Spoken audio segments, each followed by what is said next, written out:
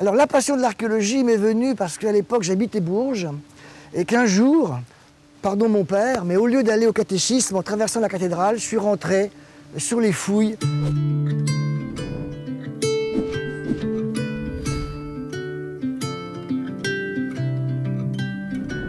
Dans la ville de Mehun-sur-Yèvre, je vous propose de pousser la porte de la collégiale.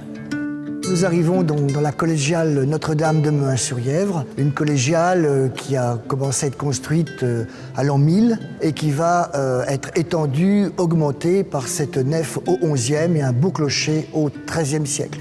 Nous voici devant le chœur eucharistique qui lui est fantastique aussi de simplicité. Magnifique chapelle gothique qui est éclairée par un large vitrail qu'on appelait à l'époque médiévale un ousto. Et c'est une création de Bruno de Piré, grand vitrailliste international, où vous pouvez voir la mandorle de la Vierge avec les points des 12 apôtres lors de son ascension. C'est une parfaite alliance entre l'art contemporain, l'art roman, l'ancien et le moderne. Il y a quelques années, nous avons restauré un très beau tableau qui représente les fiançailles mystiques de Sainte Jeanne de France, une grande dame, la fille de Louis XI, sœur d'Anne de Beaujeu, qui a fondé le couvent des Annonciades. Un petit clin d'œil sur ce tableau extrêmement inspirant. C'est une fausse fresque, c'est-à-dire une toile plaquée et marouflée sur plâtre. Il représente Jeanne d'Arc en prière, offrant son épée à Notre-Dame de Mehun-sur-Yèvre, au pied du château. C'est un instant de vie de Mehun-sur-Yèvre, avec Jeanne, les héros d'armes et le château à l'arrière-plan. Le château dans lequel Jeanne d'Arc va recevoir ses lettres d'anoblissement à la Noël 1429. Nous sommes devant donc le donjon du château de Mehun, et ce château de mon enfance est devenu au fil des recherches et de l'archéologie ces châteaux de Mehun, puisqu'on va en découvrir une douzaine empilés les uns sur les autres.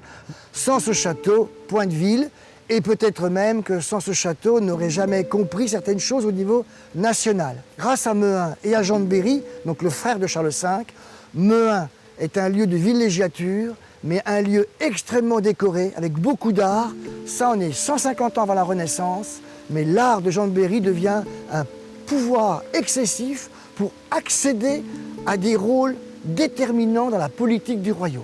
Donc derrière moi, il y a ce grand et fier donjon, avec la partie inférieure de l'époque Philippe-Auguste, très classique, et au-dessus de la collerette, vous avez là l'élévation, le surhaussement de Jean de Berry, et il en manque au-dessus une quinzaine, voire une vingtaine de mètres, tout en dentelle de pierre, comme on peut apercevoir un tout petit peu autour de la cheminée de la tour éventrée, dite de l'Ouest en ruine. Donc nous venons de rentrer dans la grosse tour du château, la tour maîtresse. C'est la salle basse, même si on est à plus de 11 mètres depuis le fond des Douvres. Alors ce château va servir de support militaire, avec des grosses tours circulaires, des éléments défensifs.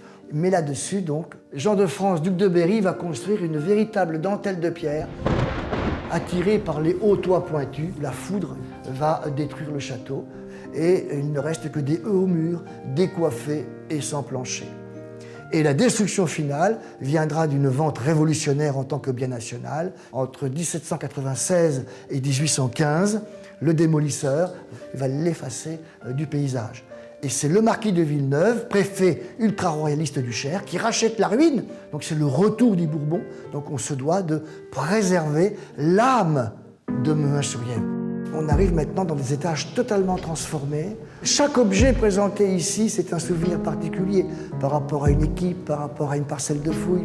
Jusqu'à mon dernier souffle, j'essaierai de comprendre le pourquoi du comment de ces châteaux empilés.